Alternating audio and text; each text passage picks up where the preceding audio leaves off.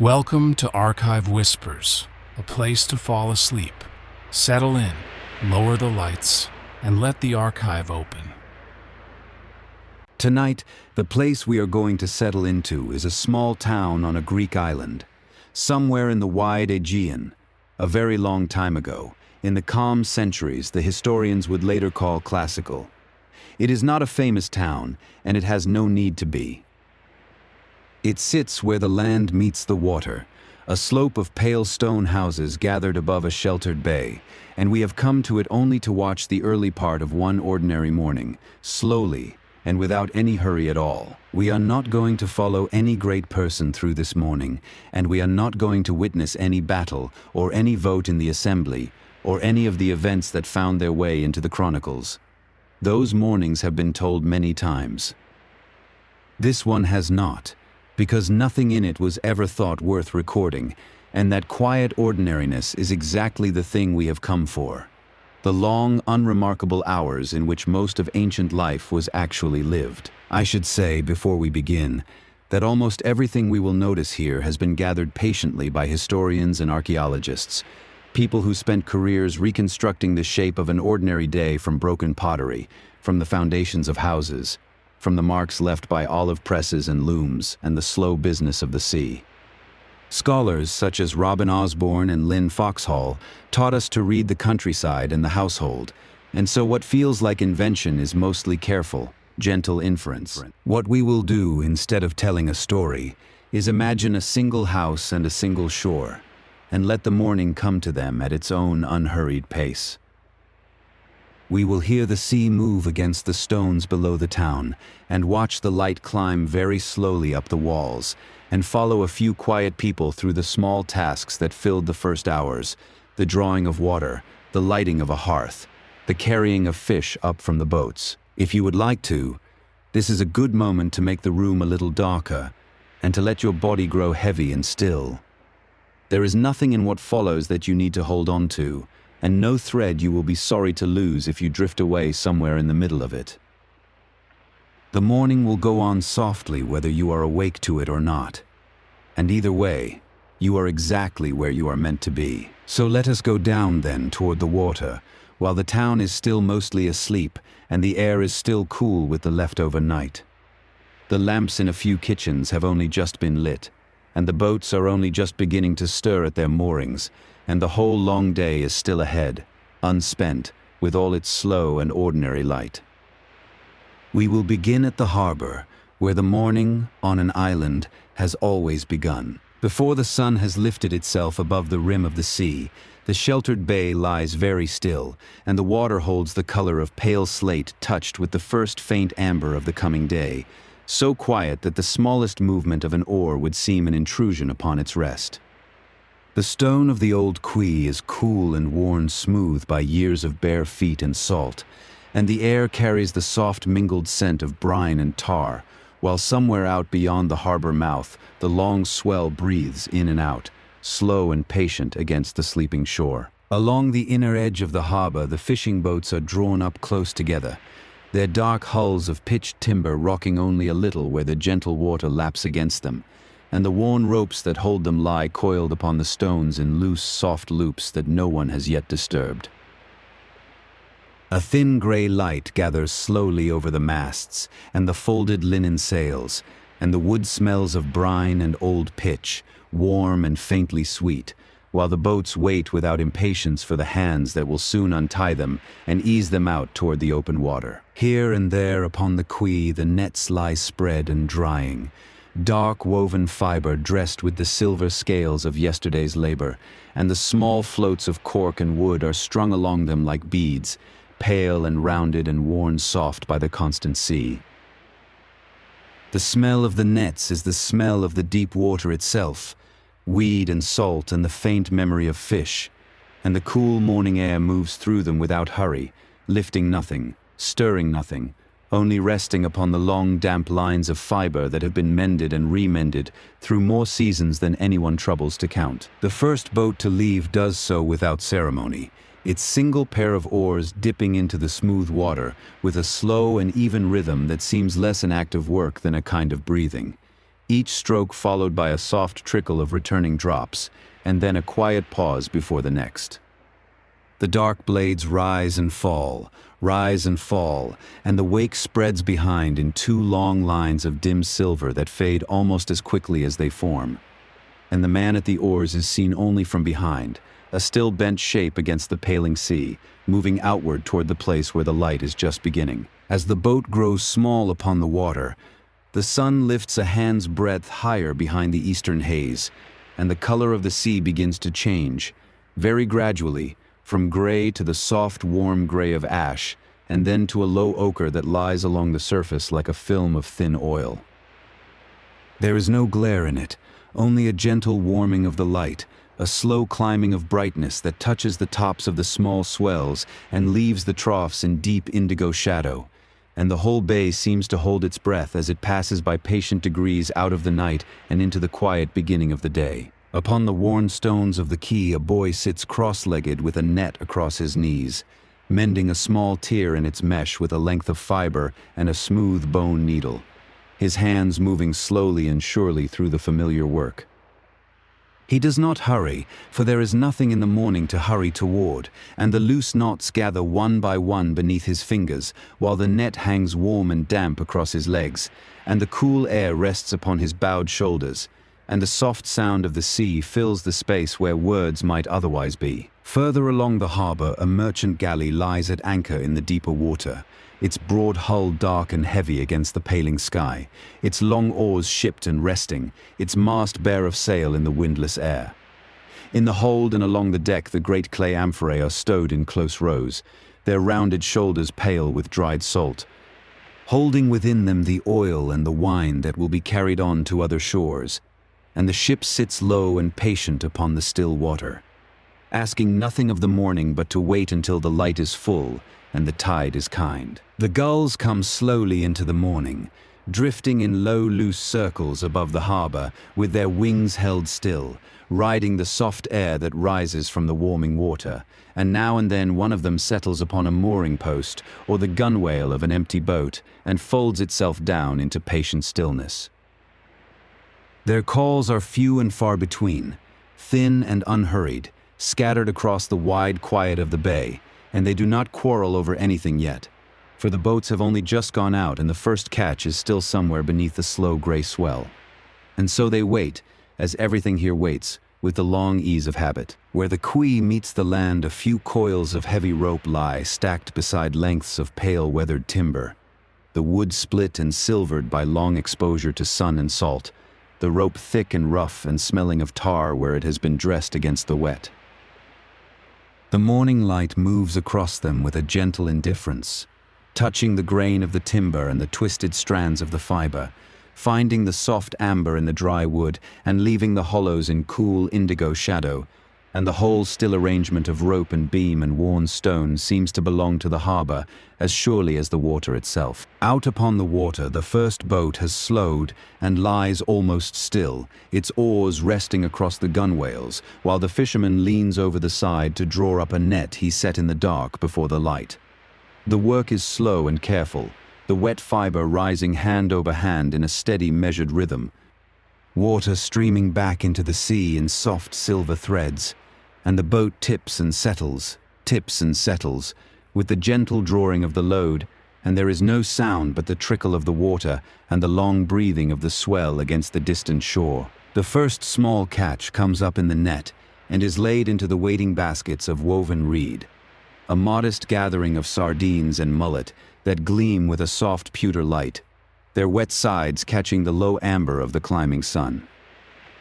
Among them lies an octopus, pale and folded and slow, its soft body resting against the cool damp reed, and the baskets fill by easy degrees, not heaped or hurried but settled gently one fish upon another, and the smell of the fresh sea rises from them, clean and salt and faintly sweet, into the still and waiting morning air. Now the light has climbed enough to lay a low warm path across the surface of the bay, a soft band of gold ochre that stretches from the harbour mouth toward the moored galley and ripples faintly with the gentle movement of the water. It is not a harsh or glittering light, but a mild and even glow that warms the stone of the quay and the pale wood of the boats, and where it falls upon the slow swells, it turns them the color of honey, and where it does not, the water keeps its deep and restful indigo, and the two move together across the bay in a quiet, unhurried pattern. Two fishermen stand near the edge of the quay in their plain woolen tunics, looking out across the water without speaking, their backs turned toward the town, their bare feet planted easily upon the cool stone. They are in no hurry to begin, and they do not gesture or call, but only watch the slow return of the boats and the rising of the light, and the morning settles around them like a soft and familiar garment, worn many times before, asking nothing of them but their quiet attention while the sea goes on with its long and even breathing beneath the brightening sky. The boy has finished his mending and lays the net aside, smoothing it into a loose heap upon the warm stone, and he turns his attention to the floats, running his fingers along the line to feel for any that have cracked or worn too thin to hold. Each cork passes through his hands in turn, light and dry and rounded, and he sets the good ones gently back and lays the failing ones apart, and the slow, careful sorting goes on without thought or weariness, the kind of patient work that fills a quiet morning and asks for nothing more than steady hands and the soft companionship of the sea. Beyond the boats, the low houses of the town rise gently up the slope of the hill, their walls of pale stone and dried clay warming slowly in the early light, a few thin threads of smoke beginning to lift from the morning fires and dissolving softly into the still air. There is little movement among them yet,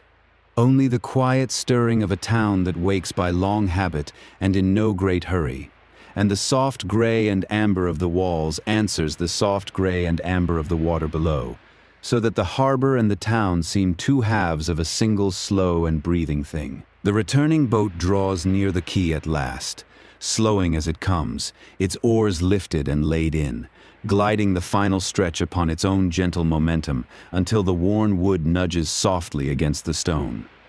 A line is passed and looped about a weathered post with the unthinking ease of long practice,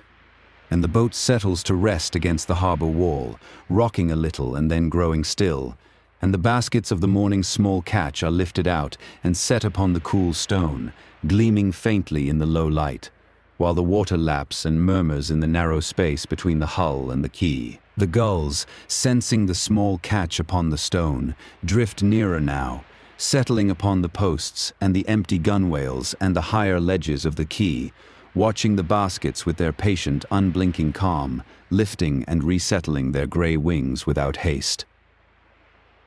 They make their thin scattered calls into the widening morning, and one or two glide low across the water and away again, and the soft commotion of their gathering is gentle and familiar, woven into the ordinary fabric of the harbor, a quiet murmur of wings and voices laid lightly over the steady breathing of the sea. Near the moored galley, a small tender moves slowly out from the quay, two men at the oars rowing in a long and even cadence, carrying skins of fresh water and a few covered baskets toward the waiting ship. The dip and pull of the oars is unhurried, the soft splash and the trickle of returning water marking out a slow and steady measure. And the little boat crosses the gold-touched surface of the bay without haste, its wake spreading thin behind it, drawing a quiet line between the harbor stones and the dark, patient hull that waits beyond the reach of the shallows. Upon the quay, the smell of tar and pitch grows warmer as the light strengthens, rising from the dressed hulls and the coiled rope and the small pots where the dark, sticky substance has been left to soften in the sun, and it mingles with the clean salt of the water and the faint green of the drying nets. It is a heavy, comfortable smell, the very smell of the harbor itself, neither sharp nor unpleasant, settling over everything like a low tide of scent. And it drifts slowly along the stones and out across the still water and into the soft, warm air of the deepening morning. The water near the quay has changed again, taking on now a soft translucence where the climbing light reaches down through the shallows to the pale stones and the swaying weed upon the bottom, and the small fish move in slow shoals through the gentle green dimness below.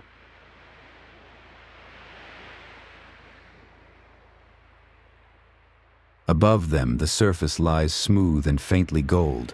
broken only by the slow rings that spread where a fish has risen, or a drop has fallen from an idle oar. And the whole shallow margin of the bay glows quietly with the warmth of the morning, calm and clear and unhurried, holding the light as gently as it holds the boats. More boats return now in their own slow time, one after another drawing in toward the quay, and the baskets multiply along the stone, a modest harvest of the morning sea laid out in quiet rows beneath the gathering light. The fishermen move among them without haste, lifting and setting down, exchanging few words. Their bare feet soft upon the worn stone, and the gulls shift and resettle, and the water laps, and the smell of fish and salt and tar lies warm over all of it. The ordinary, unremarkable abundance of a working harbor, easing gently into the fullness of the day. And so the harbor comes fully into the morning, warm and salt-scented and softly bright, the boats resting along the quay, the baskets gleaming faintly, the gulls drifting and settling, the merchant galley waiting at its anchor with its rounded amphorae of oil and wine, and the sea breathing its long, slow breath against the worn old stones. Nothing here is hurried and nothing here is loud, and the light goes on climbing by gentle degrees over the pale houses and the calm water, and the whole quiet scene settles into the easy, unremarkable rhythm of an ordinary day begun, asking nothing, promising nothing, simply being soft and slow and at peace. The narrow stone lanes climbed away from the harbor in slow, patient turns, worn smooth by generations of bare feet and sandal leather, and the sea remained close behind, a soft and ceaseless hush of surf folding against the shingle, while the pale morning light moved gently over the limestone walls, warming the stone from gray to a quiet amber that asked nothing of the sleeping town, and gave only its slow, unhurried glow. Looking back from the first low terrace, the harbor lay below in long bands of indigo and gray, the small boats riding gently at their moorings, their furled wool sails resting like sleeping things, and the water breathed in and out against the quay with a sound so even and so old that it seemed less a sound than the slow rhythm of the island itself, drawing the morning forward by patient, measured degrees. Along the climbing lane, a wooden shutter opened above, swinging on its worn pins with a soft and weary creak, and the pale light reached in past it to touch a sill of stone, while behind the lower walls the steady wash of the sea still carried up from the harbor a faint salted murmur that settled over the waking houses like a thin and gentle blanket of sound, neither rising nor falling, only continuing, patient and unbroken. Higher still, where the lane narrowed between leaning walls, the sound of the sea grew thinner and softer, folded now behind stone, and the air itself changed in a slow and quiet way, holding the faint cool of night a little longer in the shadowed corners, while the warm light crept down from the rooftops, gilding the upper courses of pale limestone, and leaving the lower stones in a deep and restful blue that did not hurry to dissolve. From a low doorway came the warm and grainy scent of a bread oven, the smell of barley loaves baking in the close heat of clay, and the oven's glow lay orange against the inner wall, a steady amber light that breathed faintly with the embers, while the smell drifted out into the lane in slow folds, mingling with the cool stone air and the distant salt, comfortable and ordinary, the patient smell of a morning that had begun many thousands of times before. Where the lane widened a little around a worn stone basin, the public spring ran out of the rock in a thin and constant thread, falling into the hollowed trough with a quiet, glassy patter that had smoothed the stone over long years into soft and rounded edges, and the water lay dark and still below the falling thread, holding the pale light in a single trembling line, cool and clean and faintly green where the moss had taken to the lower stones. Women came down to the spring with their clay jars held loosely against the hip, the rounded hydria with their three handles dull and warm in color, and they filled them slowly under the thin falling water, waiting without impatience while the vessels grew heavy, then lifting them up to rest upon one shoulder, balanced with an old and unthinking ease, and they turned back up the lane with the weight settled against them, their footsteps soft and even on the worn stone. In a low workshop open to the lane, a potter sat at his wheel and wetted the clay between his hands, drawing it up and smoothing it down in slow circular passes, then lifting and the clay turned wet and dark and obedient under his fingers, leaving a thin sheen of gray water on his wrists. While the wheel hummed its soft and even hum, and the morning light fell across the unfinished pots ranged upon the bench, pale and patient, waiting for the day's slow work. Where the lanes met in a small open square, the modest agora was beginning to stir, and along its edges men unrolled long lengths of woolen cloth for awnings, tying them to posts of weathered wood with the slow care of long habit, and the cloth hung heavy and still in the windless morning, its dull ochre and faded gray throwing soft shade onto the swept stone below, a cool and gentle dimness laid out beneath the climbing light. Beneath the awnings the first baskets were set out upon the stone, low-woven baskets heaped with dark figs and green-black olives and pale dry onions, and the figs lay soft and dusted with their own bloom, the olives gleaming faintly under a film of oil, and a quiet smell rose from them all, sweet and bitter and earthy together. Mingling with the cool stone and the thin salt of the unseen sea, ordinary and abundant and entirely without hurry, a donkey came slowly up the lane, laden on either side with great loose bundles of brushwood, the thin dry sticks rustling softly with each unhurried step, and the animal moved with its head low and its ears at rest, picking its way over the worn stones with the long patience of a creature that has walked this way 1,000 mornings. While behind it, the lane held only the soft fall of hooves and the dry whisper of the wood it carried. The first quiet voices began to move through the town, low and unhurried, a word exchanged at a doorway, a soft greeting given and softly answered, and the sound of sandals came with them, the worn leather soles falling on worn stone in slow and scattered footsteps that echoed gently between the close walls, never many at once, never loud. Only the patient murmur of a small place coming gradually awake, settling into the shape of another ordinary day. At the corner where two lanes met stood a herm of weathered marble, a plain squared pillar worn pale and smooth, and beside it a small household shrine set into the wall, a shallow niche holding a clay oil lamp whose flame stood low and steady in the still air, its little light a soft and unwavering gold against the cool gray stone. Untroubled by the morning, keeping its quiet vigil as it had kept it through the long indigo hours of the night, the light went on climbing the pale walls in its slow and even way, sliding down from the rooftops course by course, warming each band of limestone as it reached it, and the deep indigo of the lower shadows drew back a little, retreating into the doorways and the narrow mouths of the lanes, so that the town stood half in cool blue and half in soft amber, divided gently along a line that crept downward without sound and without haste. Inside a small house off the lane a woman worked at a standing loom, the warp threads of gray and natural wool hanging weighted and taut, and she passed the shuttle through them with a slow and practiced hand, tapping the weft gently upward, and the loom gave only the softest sounds, the dry click of clay weights touching. The quiet sigh of wool drawn through wool, while the morning light leaned in at the doorway and lay in a pale wedge across the swept earthen floor. Back at the small square, a merchant set out a low table of cheeses and honey, the pale rounds of cheese wrapped in cloth and leaves, the honey dark and slow in its squat clay pot, and beside them lay a shallow dish of olive oil that caught the light in a single soft and golden disk, and the smell of it all hung close and gentle over the stone.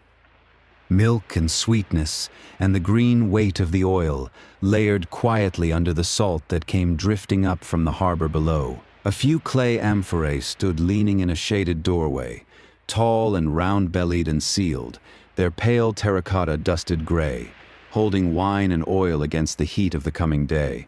And they leaned together in their patient way like old companions resting, and the cool shade held them. And the faint smell of resin and earth came from their stoppered mouths, mingling with the dust of the stone and the slow, far breathing of the sea. Near the spring, a girl set down a smaller jar and let it fill, watching the thin water gather and the surface rise, and she rested her hand on the cool, wet stone of the basin and waited, in no hurry at all, while around her the soft sounds of the waking town came and went, a shudder, a voice, the dry rustle of brushwood. each sound arriving gently and fading gently away into the steady, distant murmur of the sea. Along one wall, a row of clay oil lamps had been set out to be tended, their wicks trimmed and their small bowls filled, and a hand moved among them, pouring oil in a thin and careful thread, and one by one the little flames were quieted or coaxed, and the row of them gave a low and ruddy light along the cool stone. A soft chain of amber points that warmed the morning gloom of the inner wall without ever pressing against it. Gentle and contained. Where the lane opened toward a gap between the houses, the sea showed itself again. A long, pale band of gray and indigo laid out below the climbing roofs, and the light moved over it in slow, soft sheets, and the small boats sat upon it without motion, and the same patient breathing of the surf rose up faint and constant. So that the whole town seemed to rest within that sound, cradled by it, neither waking quickly nor wishing to. Under the awnings of the little agora the trade went on at its slow and murmured pace, a coin or two changing hands, an obol pressed into a palm, a basket lifted and another set down, and the talk stayed low and easy and content. No voice raised above another, only the soft and overlapping hum of an ordinary morning, weights settling on the scale.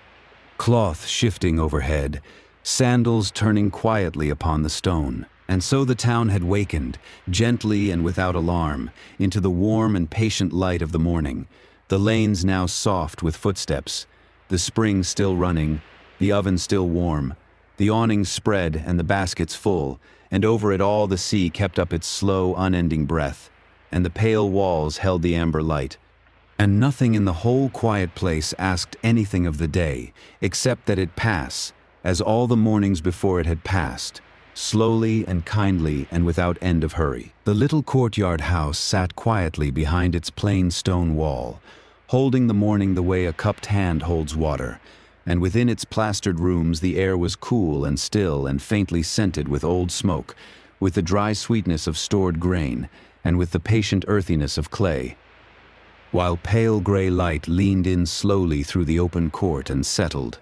soft and unhurried, across the smooth ochre walls. At the center of the main room the hearth had burned low through the night, and now, beneath a soft gray blanket of ash, a few small embers still kept their dull amber glow, waiting, patient and unconcerned, for the hand that would lean down and coax them gently back toward warmth,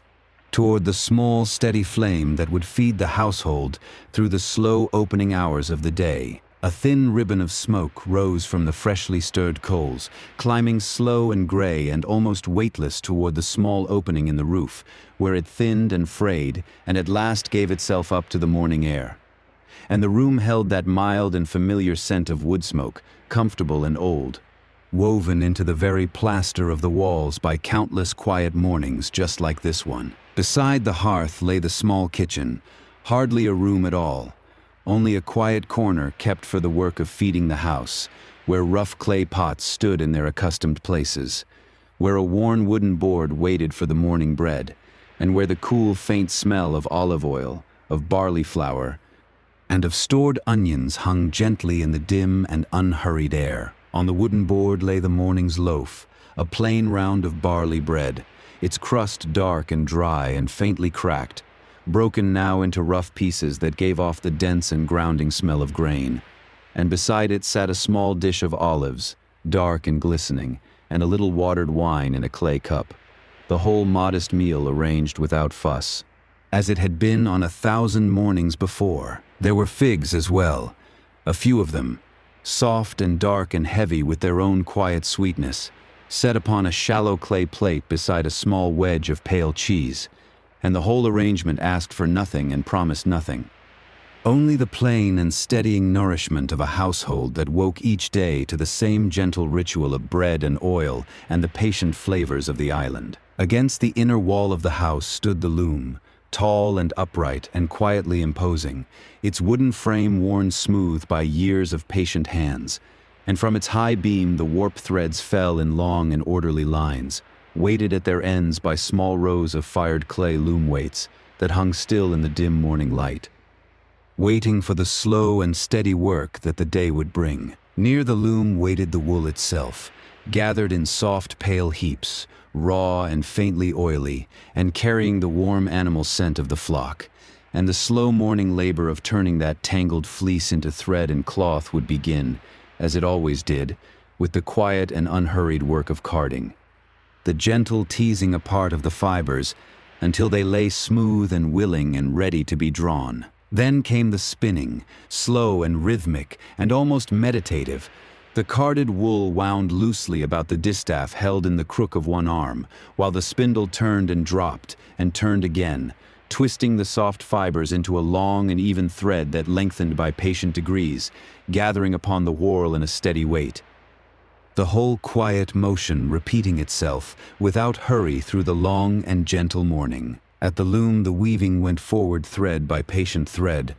The weft passed slowly through the parted warp and pressed upward into place. Row laid gently upon row, the cloth growing downward from the high beam by the smallest and most unhurried of measures, and the soft sound of the work.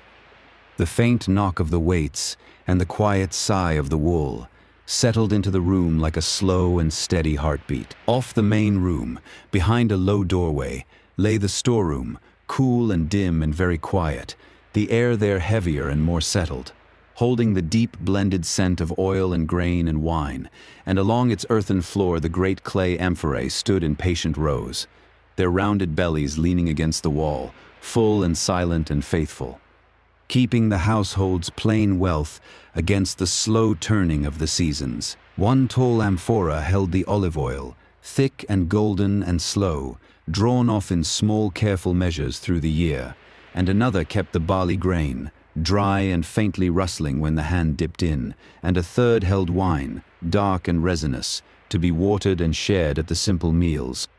And together these patient vessels held the steady promise that the house would not go hungry. Beyond the rooms opened the small inner courtyard, the quiet heart of the house, a modest square of open air enclosed by the plain plastered walls, where the pale morning light fell soft and clean upon the worn stone paving, and where the smells of smoke and grain gave way at last to the cooler, greener breath of growing things,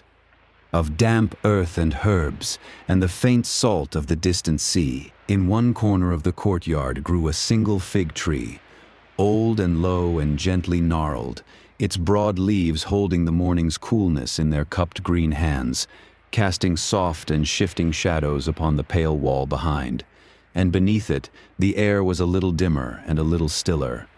A small pocket of quiet shade kept aside from the slow brightening of the open day. Along the foot of the courtyard wall stood a row of small clay pots, and in them grew the household's herbs, thyme and oregano and gray-leaved sage, their leaves silvered faintly with the night's lingering damp, releasing into the cool morning air a thin and resinous fragrance, dry and warm and faintly bitter, that mingled with the green coolness of the fig and the older smell of smoke from within. Set against the courtyard wall stood the household altar, a small and simple thing of plain stone, worn smooth and pale, marked with the faint dark stains of old offerings, of oil poured and grain laid, and a little wine spilled in quiet observance, and before it the air seemed to gather a particular stillness, a soft and wordless reverence that asked nothing of the morning, but to be allowed to go on undisturbed. Near the middle of the courtyard lay the wellhead, a low ring of pale stone set over the cistern that gathered the winter rains, its rim worn round and smooth by the long passage of rope and hand, and below, in the cool dark, the still water waited, deep and patient and unseen, holding within its quiet the steady reflection of the pale square of sky far above. A small gray cat had folded itself upon the sun-warmed paving near the well, curled tight and content, its slow breathing the only motion in that corner of the court, and it lay there in perfect and uncomplicated peace, undisturbed by the household stirring within. A soft and living stillness set down gently among the stone and the herbs and the long quiet shadows of the early hour. Within the house, a child still lingered in the soft borderland of sleep, half curled upon a low pallet near the warmth of the rekindled hearth, one hand loosely open, breathing slow and even, drifting now and then toward waking and then sinking gently back again. in no hurry at all to leave the warm and woolen dimness of the morning bed for the wide, pale brightness of the day. The pale morning light came down through the open court and spread itself slowly across the plastered walls. Soft and clean and without glare, picking out by gentle degrees the faint trowel marks in the lime, the small shadowed hollows, the warm ochre warmth of the surface. And where it fell, it seemed to settle rather than to shine. A quiet luminance laid like a thin blanket over the patient stillness of the rooms. A clay oil lamp still burned in its small niche, its single flame low and steady and amber, no longer truly needed now that the morning had come, yet left to gutter on a little while for the simple comfort of its warmth, casting a soft round pool of gold against the wall. A small and faithful companion to the cool gray light that gathered patiently in the open court. And so the little house breathed quietly on into the morning, the hearth warm and the smoke thin, the bread broken and the wool waiting, the storeroom cool and the courtyard still, the cat asleep and the child half dreaming, the pale light gathering soft upon the walls, and over it all there lay a deep and unhurried peace. The ordinary and unremarkable peace of a household keeping faith with the slow and gentle turning of an island day. The path out of the town rose gently between low stone houses, and as the way narrowed and lifted, the last of the lanes fell away behind, leaving only the worn track of pale dust underfoot, the warm amber light lying soft across the steps, and the slow, steady murmur of the sea drifting up from the little bay, unhurried, patient, asking nothing of the morning at all. Looking back, the town lay gathered below in its pale folds of stone, the flat roofs and the small courtyards softened by the warm haze of the early sun, and beyond them the wide harbor held its handful of small boats, motionless on the gentle swell, while the long indigo water stretched outward to a horizon that blurred quietly into the amber air, calm, immense, and indifferent. The track climbed on, and to either side the first of the dry stone walls began to appear, built up patiently over long generations from the loose gray rock of the slope, each stone fitted to its neighbor without mortar, leaning a little with the weight of years, holding back the thin red soil in narrow terraces that stepped away up the hill in long, quiet, sun-warmed lines. A figure walked ahead on the path, seen only from behind, a plain woolen tunic moving softly with each unhurried step, sandals scuffing faintly in the dust, and the sound of the sea still followed from below, fainter now and gentler, a long, low breathing of surf against the rocks of the bay. No face turned, no haste, only the slow upward going through the warm and quiet air. Here the terraces opened wide to the morning, and the steady breeze of the island, the Meltemi, came down the long slope in a soft and even stream, moving through the dry grass and over the stones with a low, continuous sigh, cool against the warming air, lifting a little dust and carrying the scent of time. And the wind settled into the terraces as though it had always been there. On these terraces stood the old olive groves, and they were very old indeed, the trunks gnarled and hollowed and twisted slowly around themselves over the long, patient centuries, the bark gray and silver and split into deep ridges, each tree the slow work of many lifetimes, planted by hands long gone and tended by others who would also pass.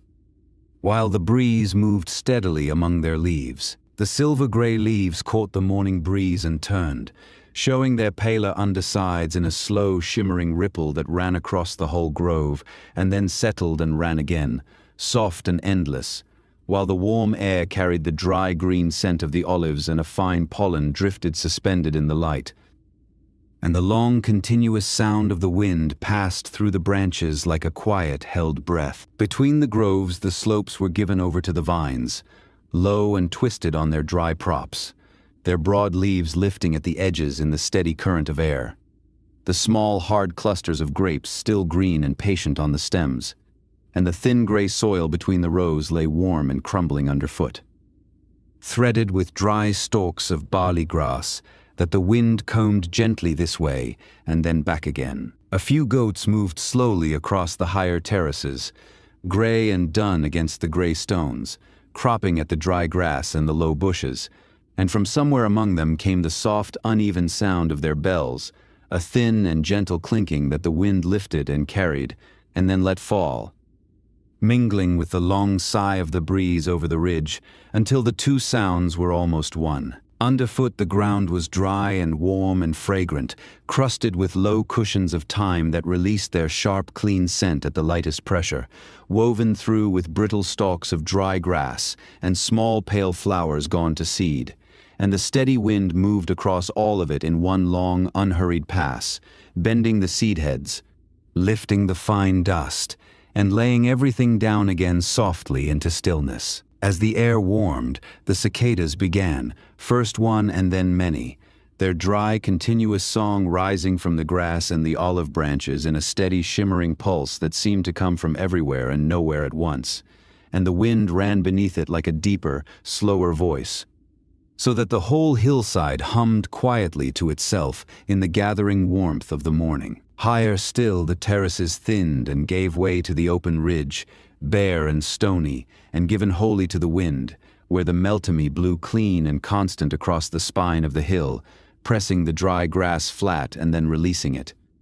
And there was nothing here to break the long, steady stream of air but the scattered gray rocks and the wide, pale sky softening into hazy amber overhead. And there, on the worn crown of the hill, stood a small and modest sanctuary, a little temple of weathered stone no larger than a humble house, its few Doric columns plain and unadorned and softened by long ages of wind and salt, leaning faintly, pale gray against the hazy sky, holding its quiet place above the terraces as it had held it through countless unremembered mornings. The breeze moved steadily through the colonnade, passing between the worn columns and drawing a low, soft note from the narrow spaces, a faint and hollow sighing that rose and fell with the rhythm of the wind, and within that small, sheltered run of stone the air felt cooler and stiller, gathered for a moment between the pillars before it slipped out again over the open ridge beyond. Within the colonnade the floor was worn smooth and pale, scattered with a thin drift of dust and dry leaves that the wind had carried in and turned slowly in the corners, and the light fell in soft angled bands between the columns, warm and hazy and golden, moving almost imperceptibly across the stone as the morning advanced, while the low sigh of the meltemy held steady among the pillars. At the inner end of the little temple stood the altar, a plain block of weathered stone worn hollow and smooth at its center by long use, its surface darkened and softened by the passing of many quiet seasons, and around its base the wind stirred faintly at the dust, while the same steady breeze that crossed the whole ridge sighed once more between the columns and was gone. Set along the base of the altar and tucked into the worn niches of the wall were the small votive offerings left by countless hands across the long years, little terracotta figurines faded to the color of dust, simple and roughly shaped, some chipped and some whole, gathered quietly in the soft light. Each one a small remembered wish set down and left to the keeping of the wind and the stone. A small clay oil lamp sat upon the corner of the altar, its little reservoir dark with old oil, its rim blackened softly by some long-spent flame, and the steady breeze that found its way between the columns moved across it without disturbing the deep quiet of the place, only lifting now and then a thread of fine gray dust from the worn lip of the lamp and letting it drift away into the warm, hazy light. From the steps of the little temple the whole island fell away below, terrace upon terrace of silver olives and pale stone walls descending in long quiet lines to the town and the bay, and the wind passed steadily over the open ridge and out across the slopes, carrying the dry scent of thyme and warm stone,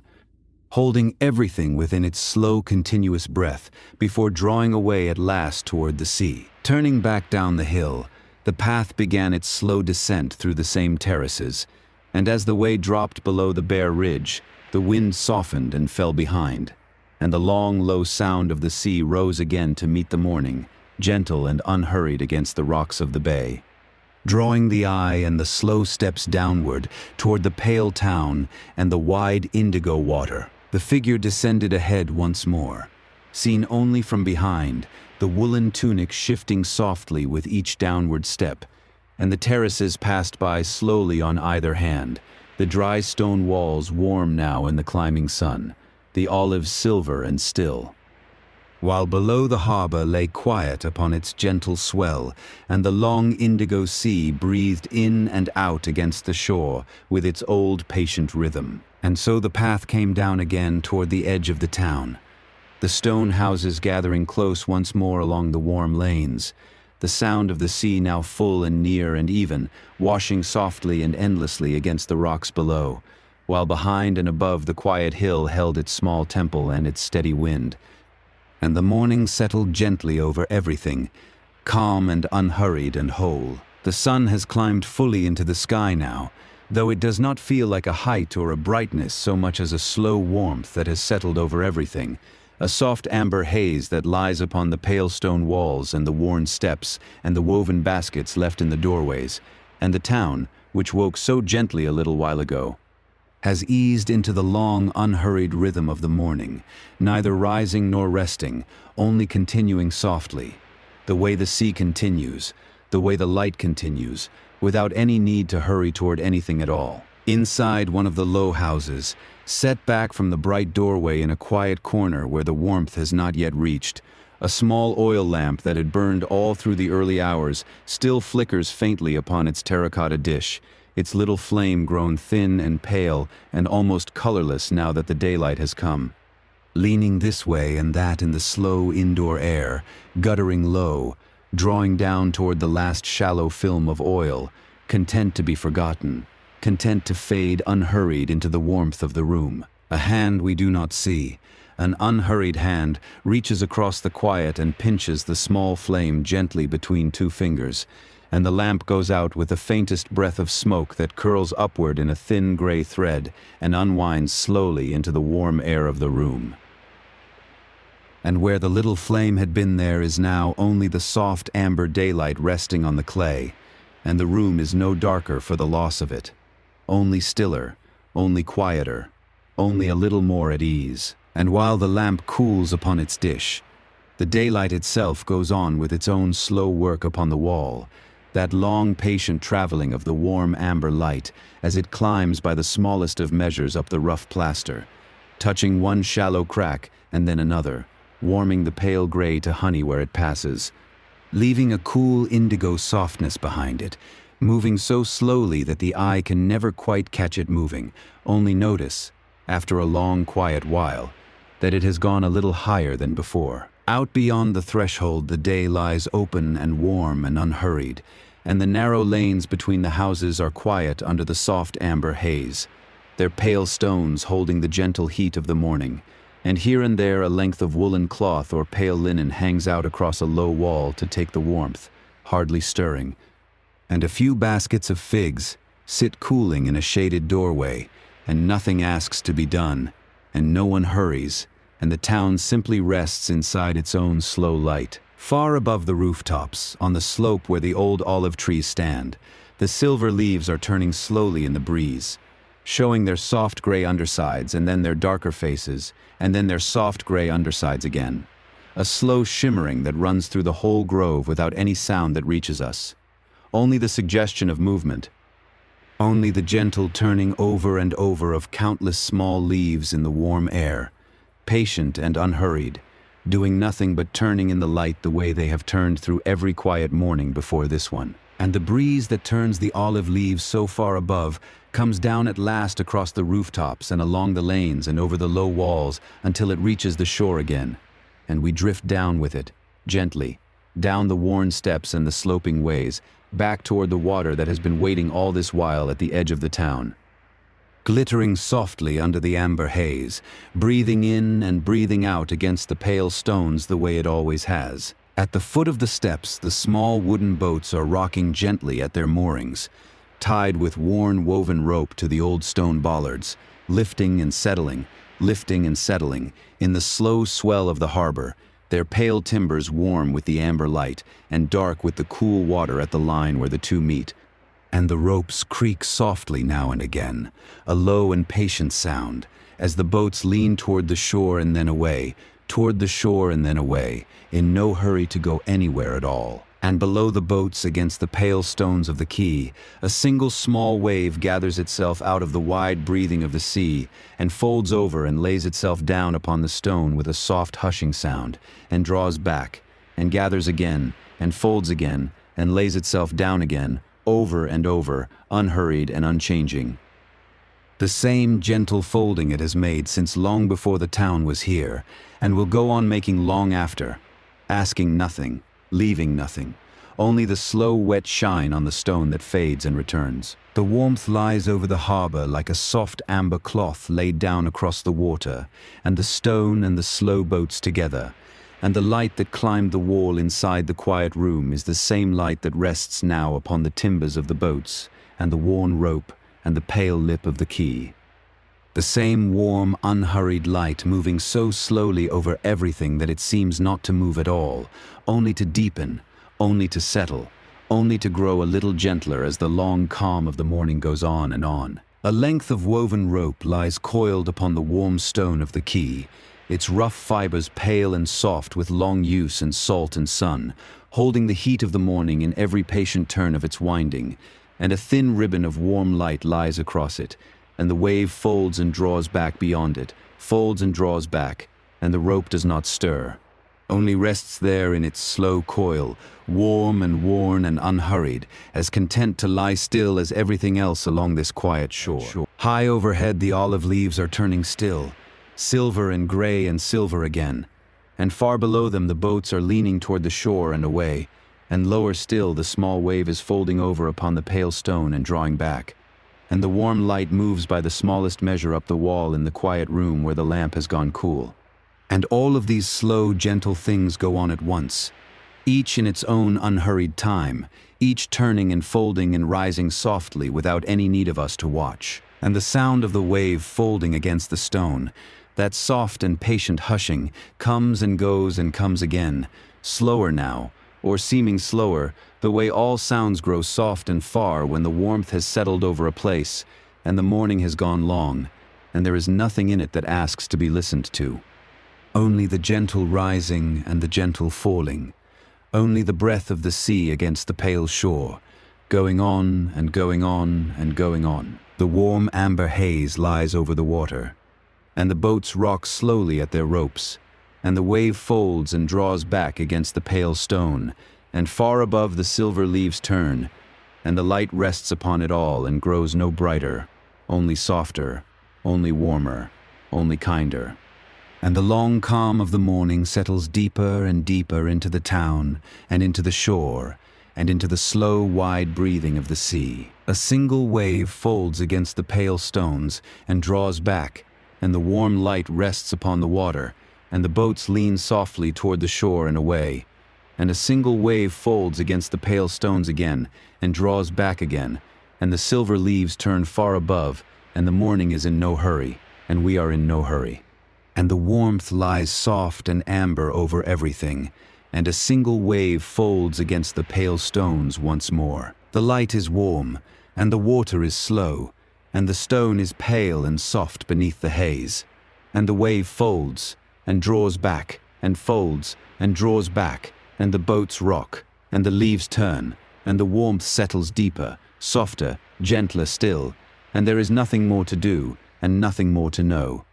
Only the long calm of the morning going on, and the soft folding of the water, and the warm light over everything. A single wave folds and draws back, and the warm light rests, and a single wave folds and draws back, and the boats lean softly, and a single wave folds and draws back, slower and softer and gentler, and the morning grows long and warm and quiet, and the water breathes against the pale stone, in and out and in and out,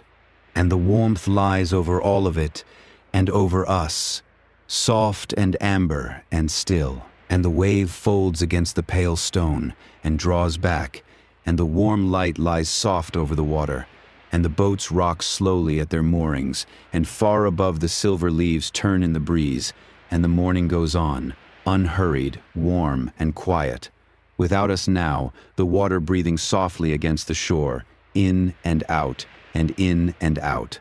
going on, and going on, and going on.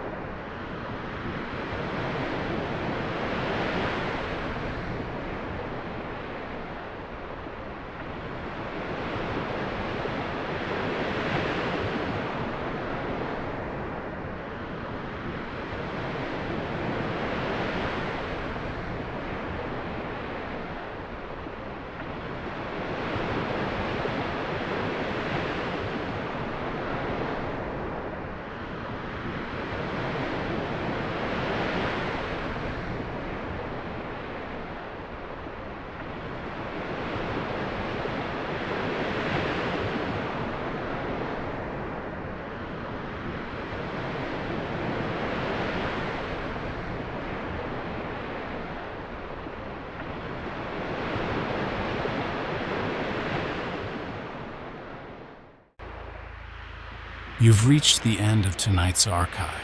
If you're still awake, thank you for staying. And if you drifted off somewhere in the dark, then it did its work. Rest now. The next chapter will be here when you are. Sleep well. This has been Archive Whispers.